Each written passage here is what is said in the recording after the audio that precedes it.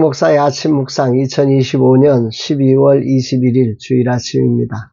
오늘은 전도서 7장 19절로 22절 말씀을 통해서 인공지능 시대를 사는 전도서의 통찰, 이런 제목으로 말씀 묵상의 은혜를 나누겠습니다. 거룩한 주일 아침입니다. 주님 앞에 예배자로 서서 발견되기를 기도합니다. 대림절의 마지막 주일이며 성탄절을 앞둔 주일입니다. 주님이 이 땅에 오신 그 놀라운 사랑을 기억하고 오늘도 그 사랑, 그 소망, 그 생명을 가진 삶으로 살아내야 할 성탄의 삶 되기를 기도합니다. 어제 아내와 함께 후반전 한 사람 한 교회를 진정 사랑하는 아버지의 마음을 가진 사람으로 살아갈 수 있도록 기도하자고 했습니다. 우리가 다짐해서 할 수 있는 것이 아니기에 주님의 은혜를 구하며 그런 모습으로 살아줬으면 하는 소망을 품은 것입니다. 거룩한 주일 오늘의 삶이 그렇게 되기를 간절히 소망하고 성령 하나님의 도우심을 간구합니다. 오늘 본문은 지혜가 가지는 놀라운 능력과 함께 지혜를 가진 사람의 불완전성을 말씀하고 있습니다. 먼저 19절에 보면 지혜가 지혜자를 성읍 가운데 있는 10명의 권력자들보다 더 능력 있게 하느니라. 지혜의 가치죠. 한 사람의 지혜자는 10명의 권력자들보다 낫다고 이야기합니다. 여기서 10명이 가지는 상징성을 주목해야 합니다. 이것은 공동체 전체를 대표하는 충분한 수를 10명으로 보는 것입니다. 룻기서에 보면 보아스가 성읍장로 10명을 청하여 결정을 내리는 기업 물을 자를 결정하게 되는 이 결정을 10명의 장로들을 초청한다 할 만큼 이 10명이라는 숫자는 어떤 중요한 결정을 내릴 수 있는 통치자의 수를 말하는 거지요. 본문의 이야기는 지혜를 가진 한 사람이 성읍을 실제로 움직여가는 최고 권력의 집단보다 더 낫다, 더 큰 힘을 발휘한다. 한 성읍의 정치, 경제, 군사, 행정 등 권력 전체의 힘보다 한 사람의 지혜자의 힘이 낫다. 이렇게 말씀을 하는 것입니다. 전도자는 그런 지혜의 능력을 이렇게 설명한 후에 바로 이어서 20절의 한계를 정확하게 짚어냅니다. 20절, 선을 행하고 전혀 죄를 범하지 아니하는 의인은 세상에 없기 때문이로다.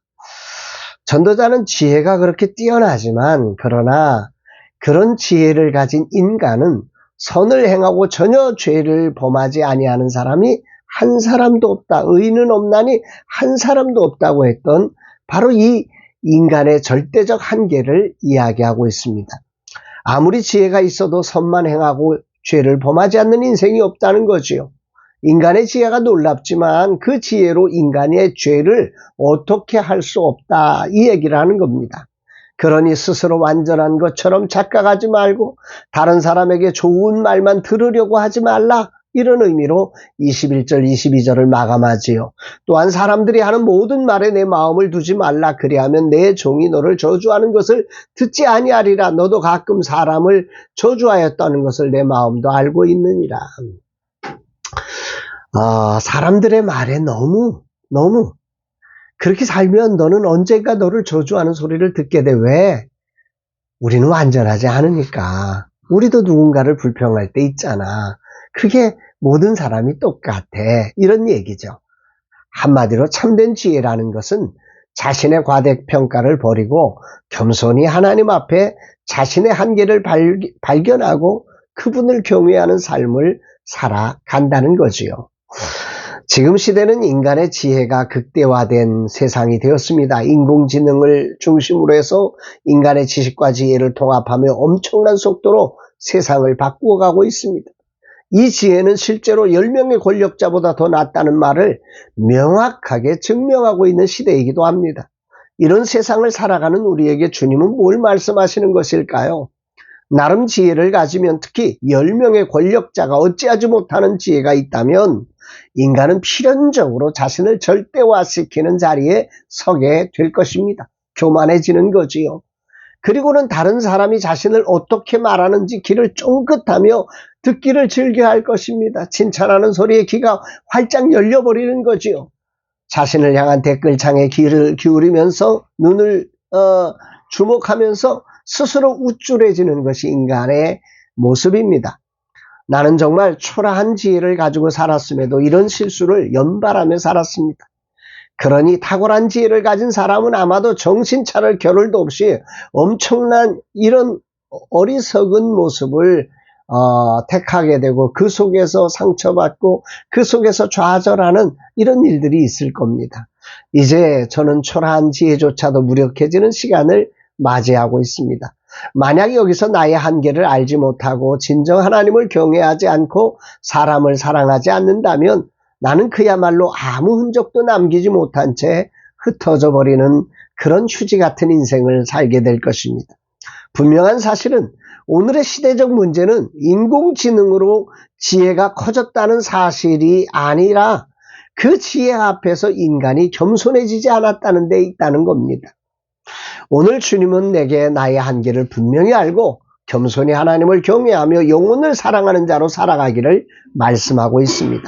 인공지능이란 지혜의 정수 앞에서 두려워하거나 교만해지지 않고 겸손히 지혜의 한계를 알고 인생의 한계를 알고 하나님 앞에 나아가 하나님을 예배하며 하나님의 뜻을 따라가는 그런 겸손한 삶, 이것이 오늘 주님이 제게 주시는 거룩한 말씀인 것 같습니다. 오늘도 한 교회를 섬기며 정말 하나님을 경외해야 합니다. 그리고 그곳에 있는 영혼들을 사랑으로 바라보며 하나님의 말씀의 대리자로 서야 합니다. 사랑이란 이름으로 그들을 방종하게 해서는 안 됩니다.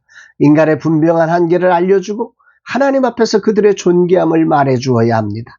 주님 거룩한 주일 이 종이 죄인임을 자백하며 겸손히 하나님 앞에 섭니다. 이 종의 약함을 오늘도 은혜로 덮어주시고 겸손히 하나님을 경외하며 맡기신 영혼 사랑하는 지혜로 살아가게 하옵소서 고백합니다. 사랑하는 여러분, 지혜는 세상을 움직일 수 있지만 인간을 구원할 수는 없습니다. 지혜는 자신을 자랑할 수 있지만 진정한 지혜는 자신의 자랑을 멈추고 하나님을 바라보는 데 있음을 기억하시면서 오늘 참된 지혜가 하나님 안에서 풍성하게 열리는 거룩한 주일 되기를 주의 이름으로 축복합니다. 사랑합니다, 여러분.